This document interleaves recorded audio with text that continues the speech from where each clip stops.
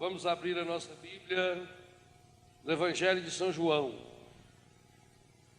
capítulo 15, versos 9 ao 11. João, capítulo 15, versos 9 ao 11. Como o Pai me ama, assim também eu vos amo. Perseverai no meu amor. Se guardardes os meus mandamentos, sereis constantes no meu amor, como também eu guardei os mandamentos de meu Pai e persisto no seu amor. Disse-vos estas coisas, para que a minha alegria esteja em vós e a vossa alegria seja completa. Palavra da salvação. Meus irmãos, nesse trechinho que nós acabamos de ouvir, como quando a gente lê qualquer trecho do Evangelho, a gente ao final diz palavra de salvação, que significa que se a gente não acreditar nessa palavra, a gente não é salvo. Mas de modo todo especial, nesses 3 versículos de São João, ao terminarmos sua leitura, nós poderíamos dizer também palavras de cura interior. É disso que eu quero conversar com vocês nessa manhã. Por que Deus nos criou? Para que Deus nos criou? Para que nós existimos? Diante de tantos problemas que nós meditávamos na Eucaristia dessa manhã, de tantas crises econômicas, sociais, políticas, a crise do amor, a crise da família, diante de tantas notícias ruins, a gente se pergunta, por que nós existimos? E às vezes, diante de tanto sofrimento, a gente chega a pensar que Deus nos criou para que a gente seja infeliz. No entanto, a Bíblia nos dá uma certeza: Deus criou o ser humano, Deus criou o homem e a mulher, a sua própria imagem e semelhança, e criou para que fosse feliz. Não uma felicidade passageira. Jesus fala de uma alegria que seja completa, plena. Disse-vos estas coisas, versículo 11, para que a minha alegria esteja em vós e a vossa alegria seja repleta, completa, plena. Significa que a nossa vocação é a alegria. A palavra alegria aparece cerca de 172 vezes no Novo Testamento. É a palavra que mais se repete no Novo Testamento. É fruto do Espírito Santo. É aquilo, e eu falava hoje de manhã, a primeira comunidade cristã se tornou evangelizadora porque o povo olhava e dizia: vede como se amam. Esse amor é fruto da alegria, e a alegria verdadeira é fruto do amor, porque é fruto do Espírito Santo. O cristão tem que ser um especialista na alegria, como Maria. Quem tem alegria leva alegria. Maria, quando chega na casa de sua prima Santa Isabel, Isabel mesmo lhe pergunta: de onde me vem a honra que a mãe do meu Senhor me visite? Pois assim que a voz da tua salvação chegou no meu ouvido, a criança estremeceu. Sabe o que é estremecer? É só contar uma piada para um gordo. Ele começa a tremer a barriga e não consegue parar. Isso é estremecer. A criança estremeceu de alegria. E por que que Maria levou alegria? Ela conta o seu segredo. Minha alma engrandece o Senhor, o meu espírito exulta. Exulta é pula de alegria. São Paulo vai nos dar uma grande ordem em Filipenses capítulo 4, verso 4. Alegrai-vos quando? Sempre. Mas ao mesmo tempo já diz que há só um jeito de se alegrar sempre. É no Senhor. O cristão, portanto, tem que ser o mestre dessa alegria. Em 1 Tessalonicenses 5,16, o mesmo São Paulo nos ordena: vivei sempre contentes, orai sem cessar, em todas as circunstâncias dai graças, porque esta é a vontade de Deus a vosso respeito. Tem gente que diz: eu fico procurando descobrir qual é a vontade de Deus. Não precisa tentar procurar a vontade de Deus. Ele não escondeu a vontade dele em lugar nenhum. A vontade de Deus é explícita na palavra. Vivei sempre contentes. Em todas as circunstâncias dai graças, porque esta é a vontade de Deus a vosso respeito. Ou aquilo que Paulo escreve em Romanos capítulo 12, versículo 11: sede alegres na esperança. Ora, se essa é a missão do cristão, se Deus nos criou para sermos felizes, por que não somos felizes? Por que não transmitimos a alegria de Deus? Sabem por quê? Porque nós desobedecemos à palavra de Deus. Está aqui no versículo 10: se guardardes os meus mandamentos, sereis constantes no meu amor. Disse-vos estas coisas para que a minha alegria esteja em vós. Mas porque não guardamos os mandamentos, porque não obedecemos a Deus, acabamos por obedecer ao encardido. E aí está a raiz de todo pecado. E por isso não acontece em nós o que manda o versículo 9: viver esse amor do mesmo jeito que Deus nos ama, como o meu Pai me ama e como eu amo o meu Pai, assim também vivam nesse amor. Portanto, a raiz dessa tristeza está onde? No pecado. Porque estragamos o nosso coração com o pecado. E o encardido está batendo palma. O encardido fica feliz quando vê cristão que só sabe fazer é reclamar da vida. Cristão que só sabe fazer é a oração de lamúria. No meu livro Cure Seu Coração, eu escrevo essa oração de lamúria e dei a ela o nome de louvor ao encardido. É o que o pessoal mais faz. O louvor ao encardido. Começa a reclamar da vida. Porque está tudo ruim. O encardido fica feliz. Por quê? Porque como ele não criou nada, ele fica feliz em ver que a gente começa a desprezar as obras de Deus. Meus irmãos, qual é a origem de tudo isso?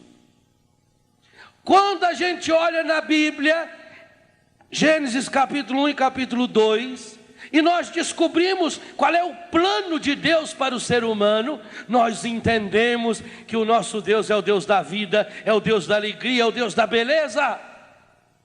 Está lá no Gênesis capítulo 1, 6 vezes cita: e Deus viu que tudo era bom.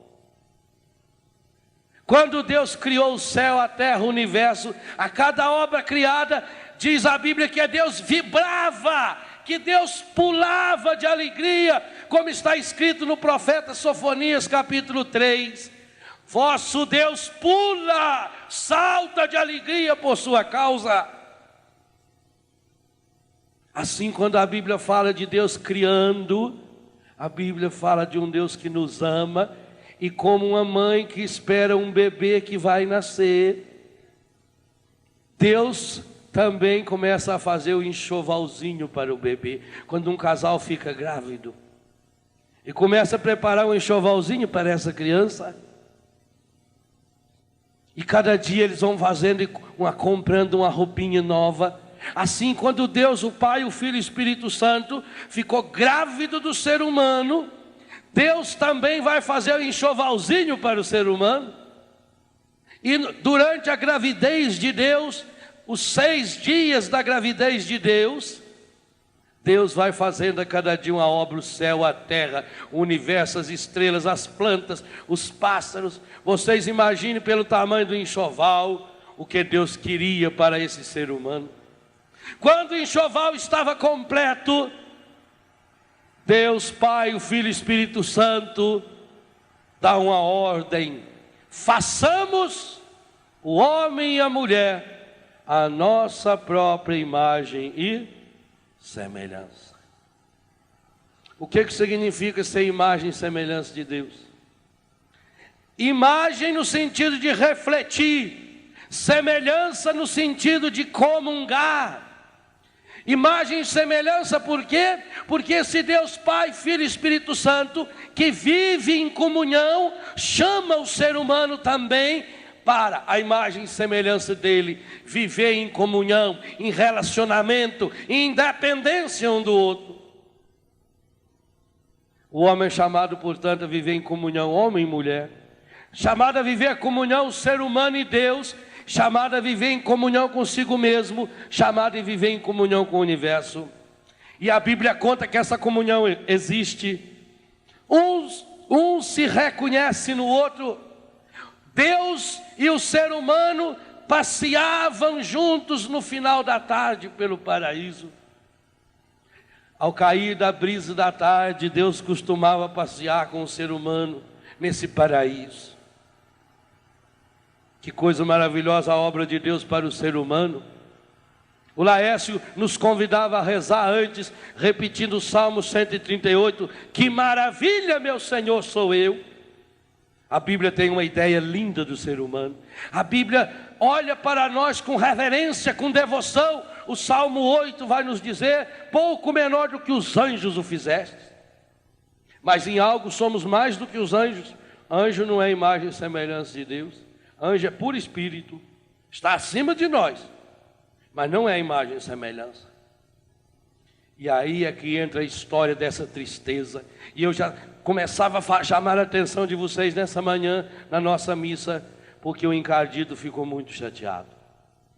Ele começou a pensar: como é que Deus faz o ser humano, homem e mulher, do barro, e agora os eleva à condição de imagem e semelhança? Ele queria ser imagem e semelhança de Deus. A grande revolta do encardido foi Deus ter criado o homem e a mulher à sua imagem e semelhança. Jamais ele se conformou com isso. E como ele não se conformou com isso, o que ele começou a fazer? Como o encardido não podia e não pode atingir diretamente a Deus, o que ele faz? Ele tenta atingir-nos. Sabem qual é o maior sonho do encardido? É quando a pessoa está deformada pelo pecado. Porque o pecado faz a pessoa ficar feia. O jovem começa a usar droga, ele vai ficando feio. O sujeito que começa a beber cachaça, ele vai ficando feio, ele vai ficando todo deformado. É isso que o demônio quer. A coisa que mais o demônio gosta é igualzinho esses jovens, revolucionários que ficam pichando as ruas, sujando as ruas. O demônio gosta de nos pichar, de fazer com que a gente fique feio, para ele poder gozar de Deus e dizer: olha aí a sua imagem e semelhança como está. E como ele não aceitou essa ideia, que o ser humano é a imagem e semelhança de Deus, sendo ele astuto. O que significa a palavra astuto? Esperto. Esperto no sentido ruim. Esperto no sentido de safado, de que não vale nada mesmo. Enganador. Ele procura então criar uma situação para fazer com que o ser humano não obedecesse mais a Deus. A palavra obedecer vem do latim ab audire, significa escutar. Shema Israel, ouve Israel, escuta Israel. O grande apelo de Deus que está no Antigo Testamento inteiro. Escuta, ouve, Shema. O demônio, portanto, encardido quer que o ser humano não escute mais a Deus. Mas, como é que ele vai apresentar o pecado, se sabe que o ser humano foi criado para essa alegria e que não vai aceitar o pecado? Vou fazer uma pergunta muito simples a vocês. Por que a gente peca? Por que a gente peca? Eu não sei se vocês sabem disso, que talvez vocês não pequem. Mas quem peca sabe. Por que a gente peca? Cada um inventa uma história. Aí eu peco porque a gente é fraco. A gente peca porque foi tentado. Não é isso? Nada disso, a gente peca porque é gostoso. Na hora é uma delícia. E se não fosse isso, a gente não pecava. Imagine vocês se a partir de hoje o Papa escreveu uma encíclica dizendo o seguinte: dar martelada no dedo é pecado. Sentar numa chapa quente é pecado. Ninguém ia pecar. Chegaram com o confessionário: padre, essa semana eu sentei numa chapa quente 3 vezes. Foi um momento de fraqueza, padre. Mas quando eu vi aquela chapa eu não pude resistir, padre. Ou faz que nem o doido que estava no asilo, no hospício, dando cabeçada na parede. E ele começava...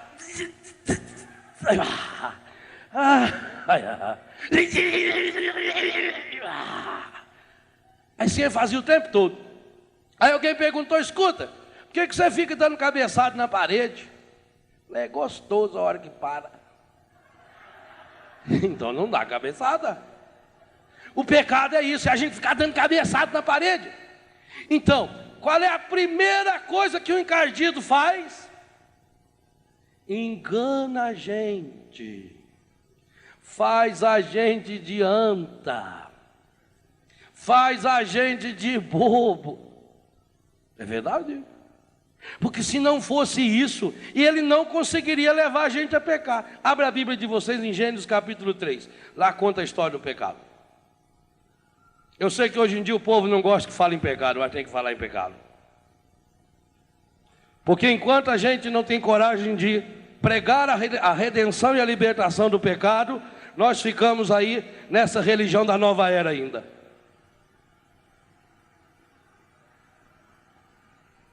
Gênesis capítulo 3. É o Antigo Testamento, filha. Antes do Apocalipse. Bem antes, não é? É antes.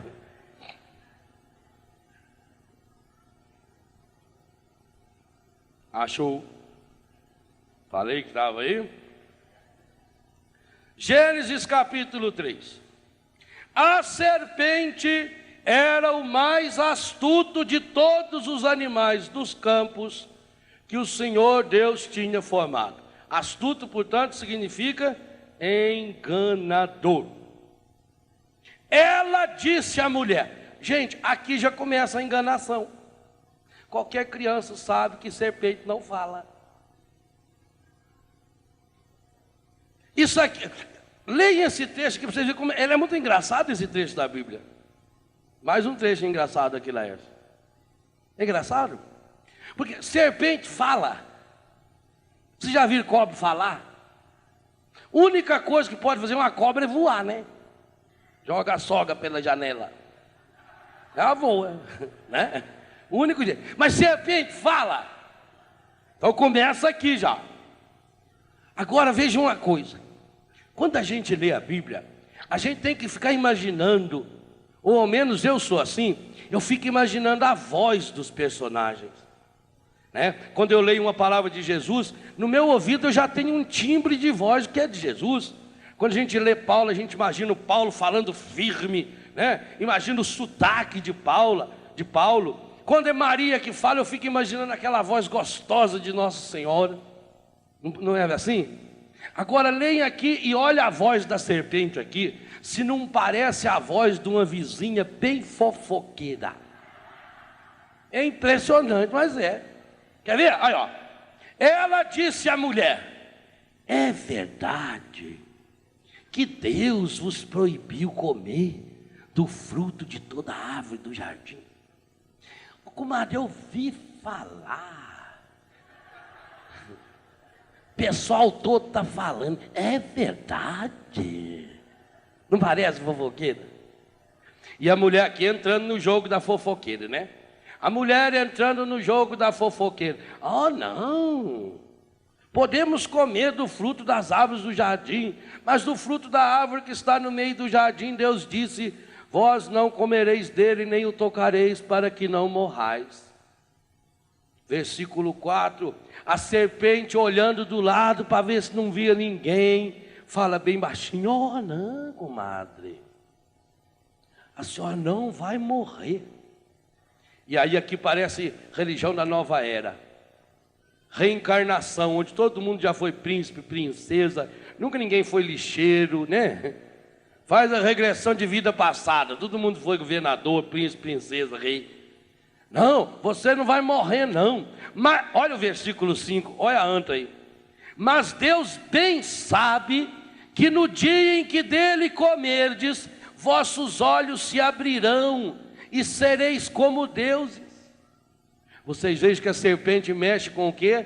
Com a autossuficiência, o orgulho da pessoa. O demônio, o encardido, sempre eleva a pessoa. Olha, se você comer desse fruto, comadre, você vai ser igualzinho a Deus. E Deus não quer que você coma desse fruto, porque Ele está com medo da concorrência. A senhora vai ser uma deusa. E tem anta que acredita nisso. É igual o namorado quando está apaixonado.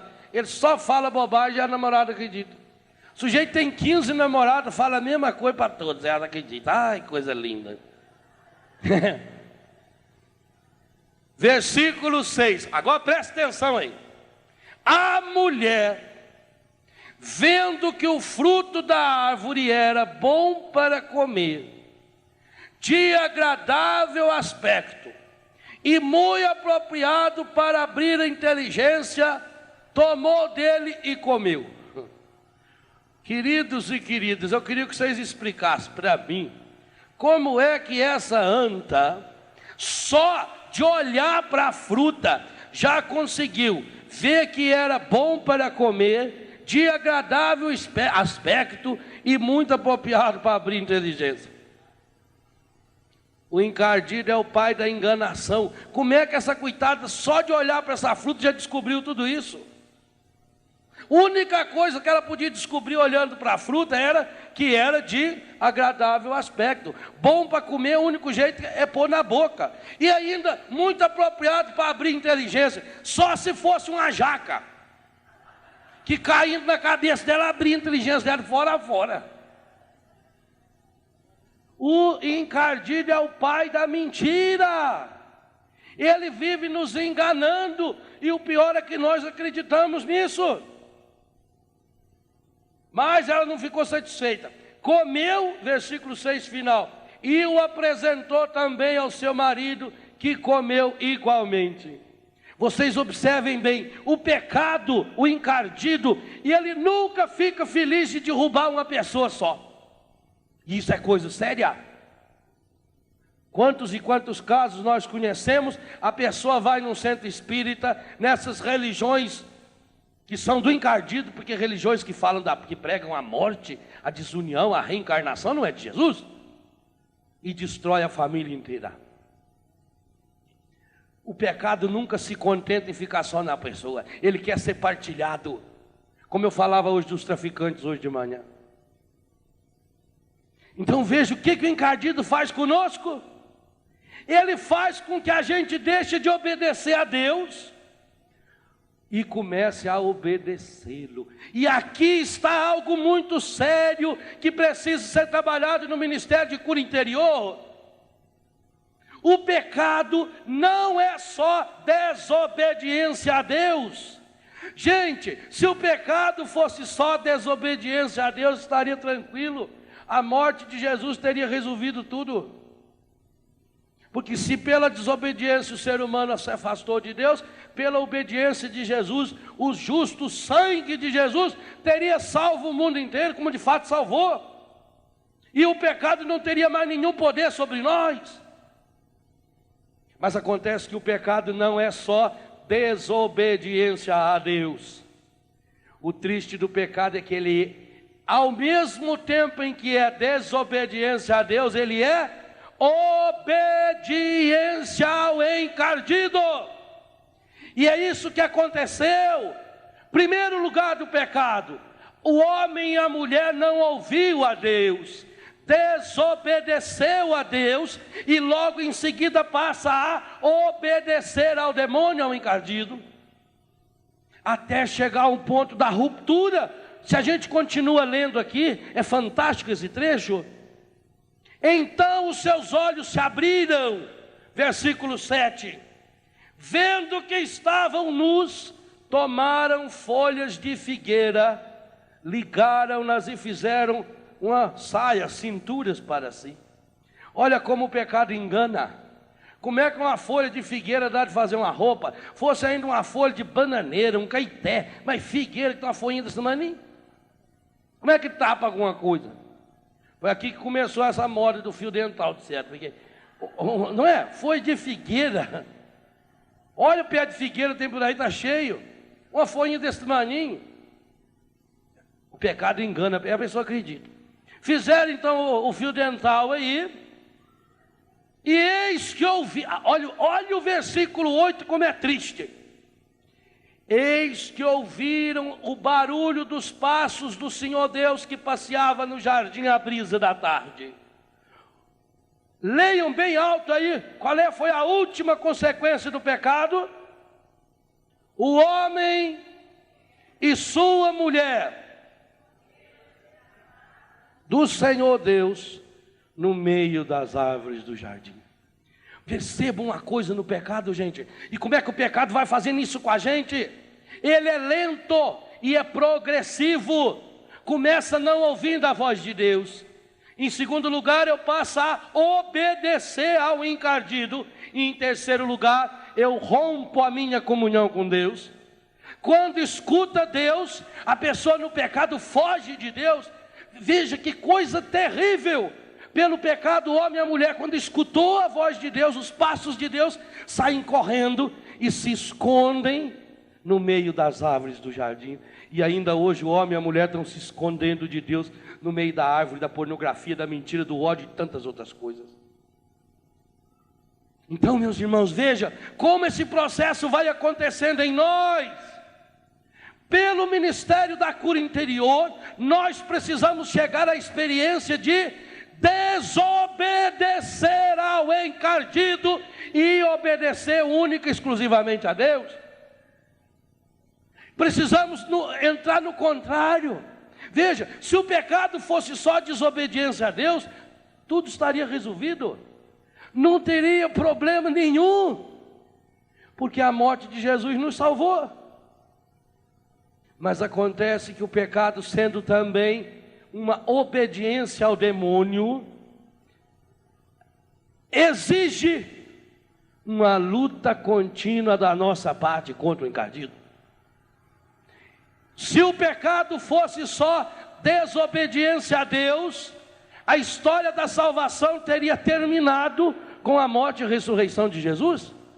A humanidade estaria salva. No entanto, o próprio Cristo nos diz que Ele não nos deixaria órfãos, que Ele nos mandaria o Espírito Santo. Qual é o sobrenome que Jesus deu ao Espírito Santo? E o que é que significa Paráclitos? Significa advogado. Gente, para que a gente precisa de um advogado? Defender de quem? Apocalipse capítulo 12, versículo 10. Quando fala que Maria pisou a cabeça da serpente, dessa serpente que nós falávamos, Maria, por que que o encardido não gosta de Nossa Senhora? Porque ela pisa na cabeça dele. E por que que o encardido não gosta da oração do terço? Porque cada vez que a gente reza o terço, a gente está pisando na cabeça dele. O encardido tem raiva de Nossa Senhora. Porque o que o encardido faz conosco? Quando a gente peca, ele gosta de vez em quando de pegar a cara da gente, esfregar a cara da gente no pecado. Nossa Senhora esfregou a cara dele na porcaria que ele era.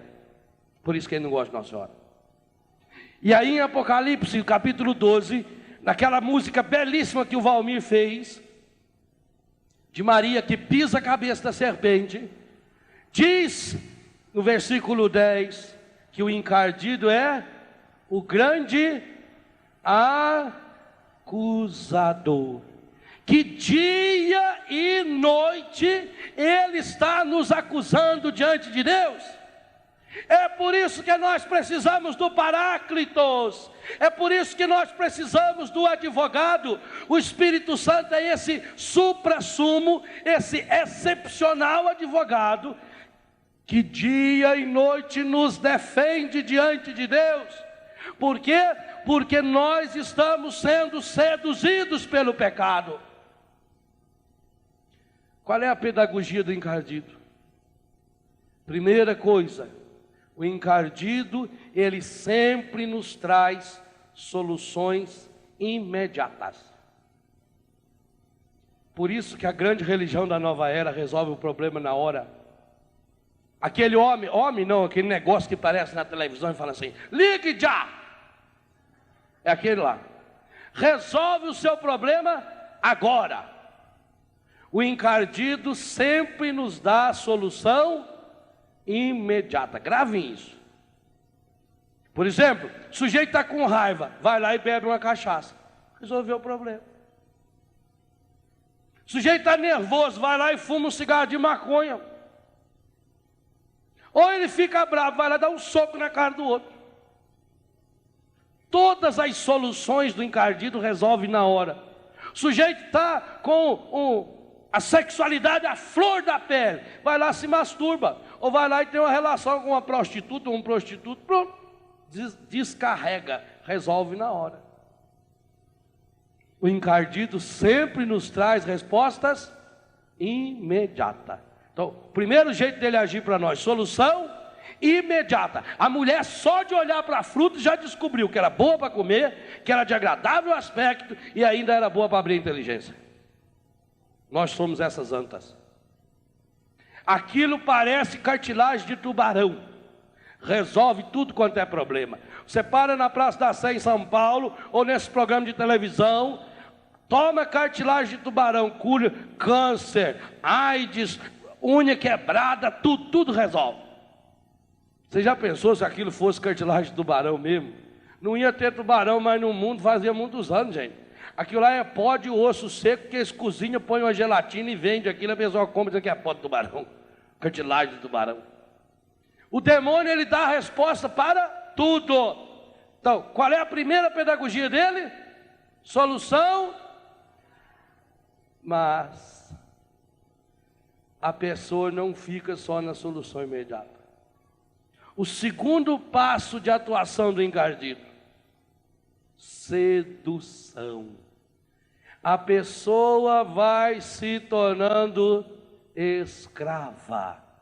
Paulo vai dizer aos romanos, nós sempre obedecemos àquele que nós servimos, nós vamos virando escravos do pecado. Então, se antes era a solução imediata, eu estou nervoso, eu vou lá e tomo uma cachaça, o que acontece agora? O segundo passo do encardido, você começa a depender da cachaça.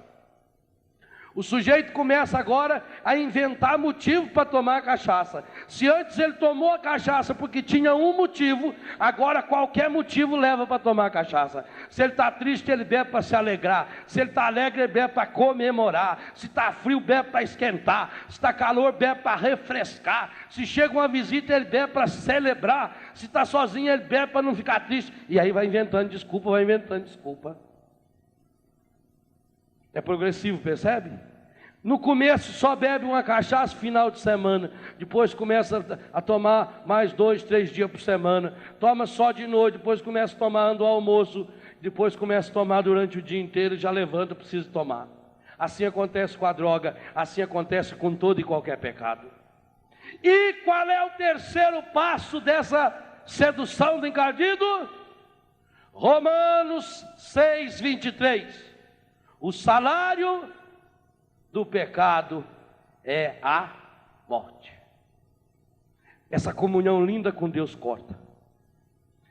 A pessoa que passa a obedecer o encardido, ela vai sendo seduzida, até chegar o momento de um vazio absoluto.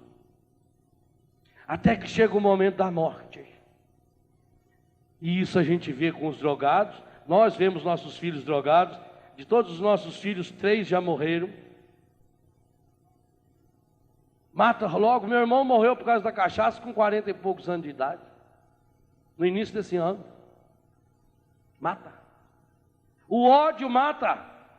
O ódio, mesma coisa.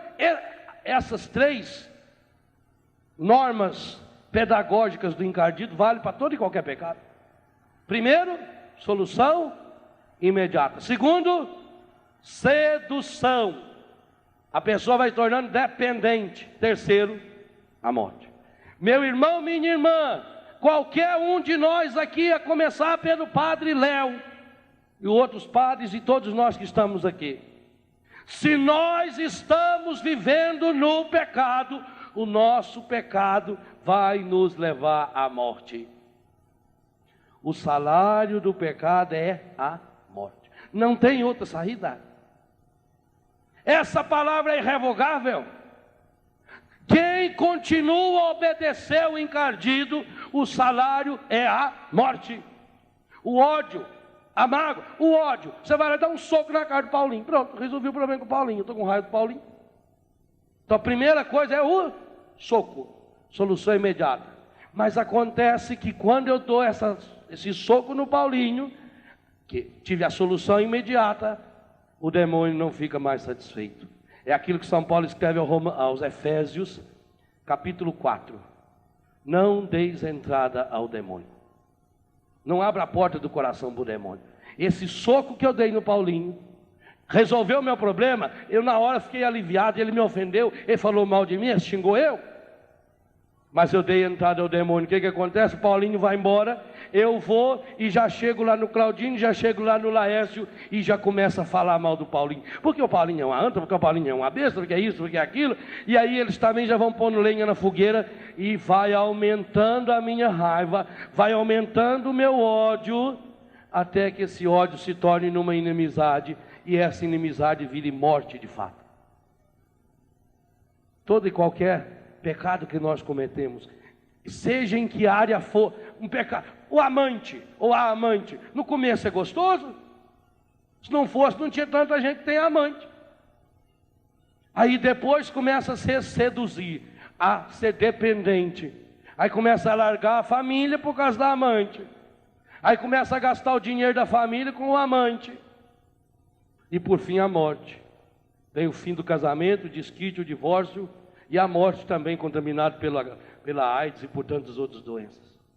É sempre assim. E qual é o tempero de tudo isso?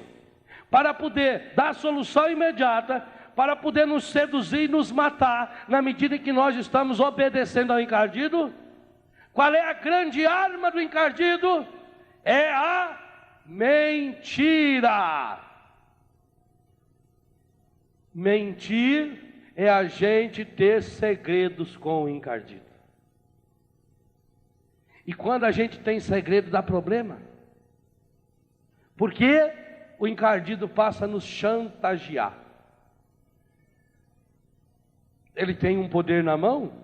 Mentira, pecar é dar uma nota promissória em branco para o encardido. A gente assina aquilo lá e autoriza ele fazer o que quiser com a gente. Pela mentira, continuamente nós estamos assinando essa nota promissória. Faça o que quiser com a minha vida. Quanto mais eu vou mentindo, é como uma dívida bancária. Vai aumentando o meu vínculo de dependência com o encardido. E Ele vai mandando em nós o fingimento. Aí vem a máscara. Por que Jesus condenou tanto os fariseus, gente? Eles eram muito melhor do que nós. Eles sabiam a Bíblia de cor, eu não sei. Eles pagavam o dízimo até do hortelã. 3 vezes por dia eles rezavam. E por que Jesus disse que eles eram hipócritas? Porque eram fingidos. Como é que um casamento começa a se destruir? Pela mentira. Como é que um jovem começa a se drogar? Pela mentira. Ele chega em casa, a mãe pergunta onde você estava, ele já inventa uma mentira. A mentira é o combustível nas mãos da desobediência a Deus e da obediência ao encardido. Por isso Jesus vai falar em Romanos 8, em João capítulo 8, conheça a verdade e a verdade liberta. Jesus vai dizer em João 14, 6, eu sou o caminho, eu sou a verdade, que leva à vida. O encardido é o caminho da mentira que leva à morte. É a sedução da mentira que leva à morte. Então faça uma pergunta na sua consciência: a quem estou obedecendo? Queridos e queridas, nós sempre obedecemos a alguém. Quando Jesus chamou Pedro de encardido, gente, teve alguém no mundo que sofreu uma ofensa maior do que Pedro? Jesus olhou para Pedro e falou que Pedro, você é um encardido. Em Mateus capítulo 16, afasta-te de mim, Satanás. Lá na nossa comunidade, quando alguém vem com fofoca para o lado da gente, a gente olha para ele e fala, Mateus 16. Aí ele vai ler e descobre, afasta-te de mim, Satanás. Aí fica com medo. Mas a gente tem que usar mais Mateus 16 na comunidade. Principalmente para aqueles que vêm com fofoquinha, vêm falar mal do outro, vêm trazer as oportunidades de pecado. Olha para ele e fala, Mateus 16, pronto. Ele vai ler lá. Por que Jesus chamou Pedro de encardido?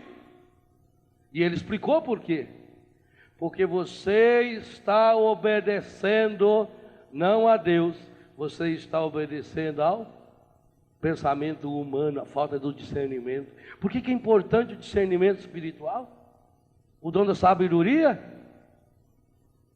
E quando Jesus ressuscitado, Pedro vai preso e eles querem calar a boca dele, o que ele diz? Importa obedecer a Deus do que aos homens, do que ao encardido. A grande luta do ser humano contra o pecado é essa. Nós vamos vencer o pecado, quando? Na medida em que obedecemos a Deus. Por isso, meus irmãos, a comunhão diária com a palavra de Deus. Quando eu escrevi esse meu livro, Seja Feliz Todos os Dias, e que eu selecionei textos bíblicos, foi nessa convicção. Enquanto a gente não se alimentar da palavra, como é que eu vou obedecer se eu não conheço a palavra? Se eu rezo no Pai Nosso, seja feita a vossa vontade, mas se eu não conheço a vontade de Deus, como é que eu vou obedecer? Então é preciso ler diariamente, nem que seja um versículo. Lá naquele livrinho, eu selecionei os versículos de cura interior para ser lido todos os dias. Porque a palavra de Deus em nós vai criando forças, vai nos dando resistência para descobrirmos as artimanhas do encardido. Porque ele sempre vai tentar nos seduzir. Meus irmãos, o encardido é fraco, mas é sem vergonha. É astuto, é enganador. Não pense vocês que o encardido vai nos atacar de frente, não. Ele está sempre escondidinho, feita serpente. Por que fala da serpente? Porque a serpente está no meio do mato, ninguém vê ela. Mas ela está vendo a gente, a dar o bote. Vocês acham que o encardido vai vir enfrentar o Padre Léo hoje aqui na Canção Nova? Nunca! Ele não é anta. Se ele vier aqui hoje, eu mando ele trazer o inferno inteiro e eu enfrento. Sem medo. Nós estamos num lugar sagrado. Nós acabamos de celebrar a Eucaristia. Nós estamos em comunhão de oração. Acha que o encardido vem aqui? Eu desafio, ele pode vir aqui, mas me traga o inferno todo. que eu quero expulsar de todos eles juntos. Se for só de um, não quero não, que é pouca coisa. Agora, ele vai ficar me esperando amanhã. Você também. Lá na nossa casa, lá no nosso trabalho, lá, quem sabe, sozinho no nosso quarto, quando ninguém está vendo a gente. É lá que ele fica de butuca, esperando para dar o bote. O encardido tem um grande dom, é o dom da paciência. E ele espera. Outra coisa, o encardido tem uma faculdade de marketing. Ele fica estudando um jeito novo de nos apresentar o pecado sempre velho. Por isso que a gente vai ficando dependente do pecado. Por isso que a gente vai ficando, inventa desculpa para permanecer no pecado. A quem eu estou obedecendo? Será que eu estou obedecendo a Deus? Ou estou obedecendo o encardido? Última grande consequência, e essas consequências que eu estou dizendo, vocês percebem que delas é que derivam todos os pecados que a humanidade cometeu, está narrado aqui em Gênesis 3, todos. O encardido passa a fazer com que a gente comece a enxergar o mundo segundo os seus olhos. Vocês já perceberam que a gente sempre imita quem a gente obedece? Eu gosto muito de ver na Canção Nova, quando vejo alguns meninos falando, algumas meninas falando, quando vejo o Frei Nenê celebrando, a gente vê numa porção de atitudes deles, o jeitinho do Padre Jonas. Já viu? O jeito do Padre Jonas falar, algumas expressões que o Padre Jonas usa, o jeito do Padre Jonas mexer com o corpo enquanto fala. Já perceberam? Por quê? Porque eles amam o Padre Jonas como pai e até sem perceber começam a imitá-lo. Meus meninos também me imitam, coitados. Fazer o quê? É igual o sujeito que chegou na fábrica e contou: olha, nasceu meu filho, é a minha cara. O chefe falou: coitado, importante ter saúde, né? O resto, fazer o quê? Então a gente sempre imita, na fala, a gente fala do jeito que fala aquelas pessoas que nós convivemos. Quando nós passamos a obedecer o encardido, a gente passa a imitá-lo também. E hoje em dia a gente vê o quanto nós estamos imitando o encardido, através do pessimismo, através daqueles que só sabem fazer reclamar da vida. Tem gente que tem esse dom da oração de lamúria. Ah, porque eu sofro tanto, padre. Padre do céu, se eu fosse contar para o senhor todo o meu sofrimento, dava um livro. Eu não ia comprar esse livro. Ô livrinho ruim. Há um espírito de urubu. Eu ando estudando os urubus. Vocês estudem o urubu. Olha, por exemplo, a gente não enxerga o urubu aqui. É capaz de eu vir de Santa Catarina aqui de cá. Eu não vi, você viu que eu disse de urubu? Não vi nenhum.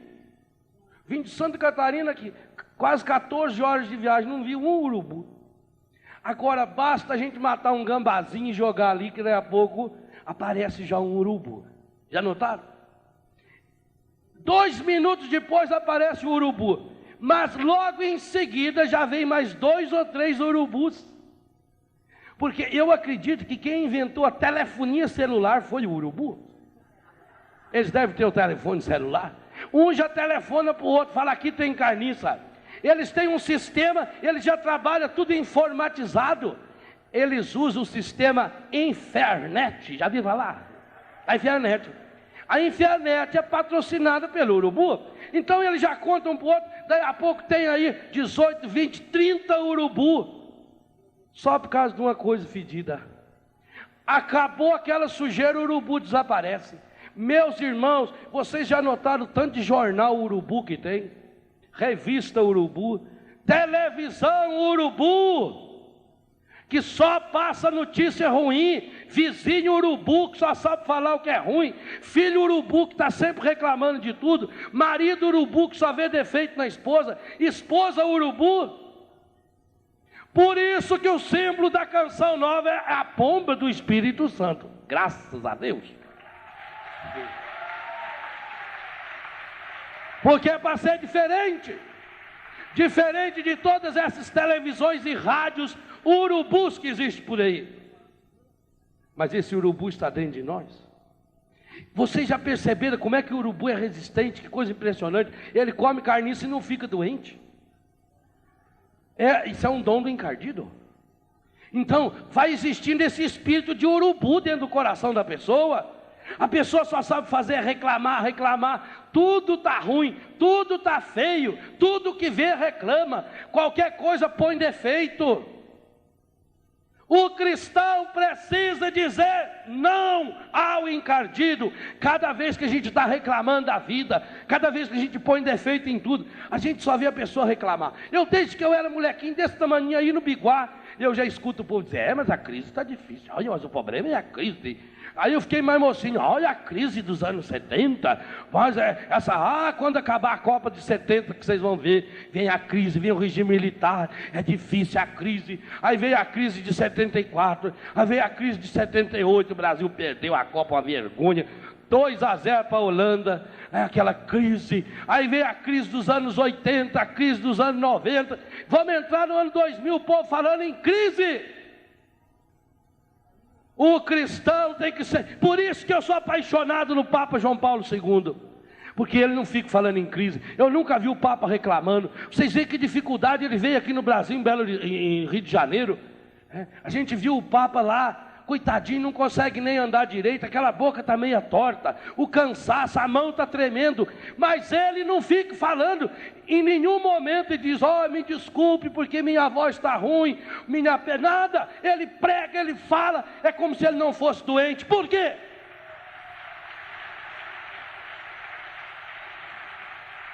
Porque ele não faz louvor ao encardido. A oração do Papa não é a oração da lamúria, de só reclamar. Ele nem fala nada. Gente, o Papa podia se esconder. Qualquer presidente da República, quando fica doente, se esconde. O Papa podia esconder a doença dele e ainda podia dizer que isso aí era um retiro espiritual que ele estava fazendo. Mas não, ele não esconde, ele se mostra na sua fraqueza. Por isso que em toda a missa a gente lembra do nome dele. Porque ele sabe que ele precisa. Infelizmente, o cristão que se deixa contaminar por esse urubu, esse espírito do urubu, o urubu devia ser o símbolo do encardido, é que só vê reclamação e acha tudo ruim, reclama e reclama. Ai, padre, a minha vida é tão ruim. Ai, padre, eu sofro tanto. E por que não morre? Aí não quer morrer. O cristão precisa ser um revolucionário, mas um revolucionário da alegria.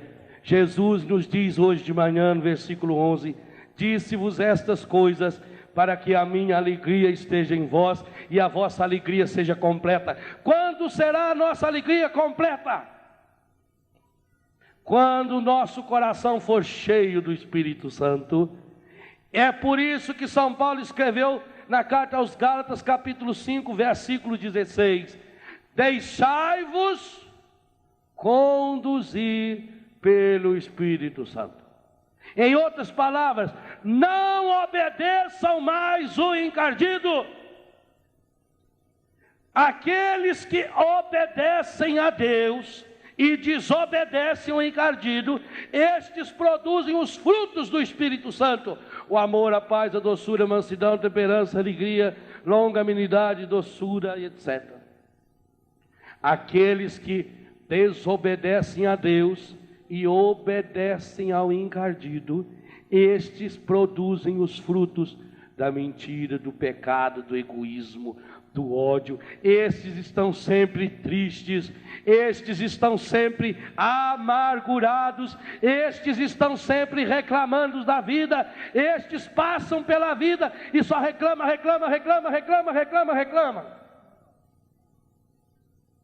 É hora de a gente ser diferente. É hora da gente ter a coragem de expulsar do nosso coração a raiz de toda tristeza, a raiz de toda angústia, a raiz de toda mentira. Mas para isso é preciso tomar uma decisão. Eu quero obedecer a Deus. E eu não quero mais obedecer ao encardido.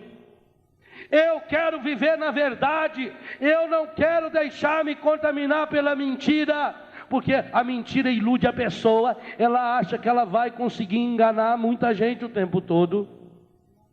Você está vivendo na mentira, por menor que ela seja em que área for da sua vida, vá se confessar, porque o demônio também não gosta de confissão.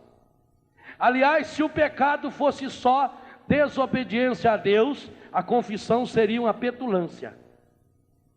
Os nossos irmãos separados, mais separados do que irmãos, eles dizem: eu não preciso me confessar, eu me confesso com Deus. Claro, se o pecado fosse só desobediência a Deus, bastaria confessar com Deus, mas o pecado é também obediência ao encardido, e aí é preciso fazer aquilo que o encardido não gosta, e a única coisa que o encardido não gosta é que a gente dobre o joelho no chão. Isso ele não gosta, porque está lá no grande cântico de Filipenses: ao nome de Jesus todo joelho se dobre no céu, na terra e no inferno, e toda a língua proclame para a glória de Deus Pai, Jesus Cristo é o Senhor. Então ele não gosta. Eu vou me confessar com um padre, o padre é mais pecador do que eu. É verdade. A igreja sempre descobriu, a igreja sempre soube que os padres são os maiores pecadores. Por isso que em toda a missa, o único que se confessa publicamente é o padre, mesmo se for o Papa. Na hora do ofertório ele lava a mão na frente do povo todo e reza: lavai-me, Senhor, das minhas faltas e dos meus pecados. Sim, ele é um pecador. Ele também dobra o seu joelho no chão, mas é na hora em que ele estende a mão para você e diz: eu te absolvo dos seus pecados. É nessa hora que o encardido deita, porque naquele momento estamos deixando agir em nosso coração a voz de Deus e dizendo não ao encardido. Eu queria convidar você a dizer não ao encardido nessa manhã. Eu queria convidar você a ter a coragem de dizer agora: eu quero, Senhor, obedecer única e exclusivamente a Tua palavra. Eu queria convidá-la a que ficasse de pé. A igreja é maravilhosa. Olha, a nossa igreja é fantástica. A nossa igreja é excepcional. É a única fundada por Jesus, não podia ser diferente. A igreja nos convida sempre a fazermos a renovação das promessas do batismo. E o que nós fazemos na renovação das promessas do batismo? Nós dizemos que não queremos mais obedecer ao encardido.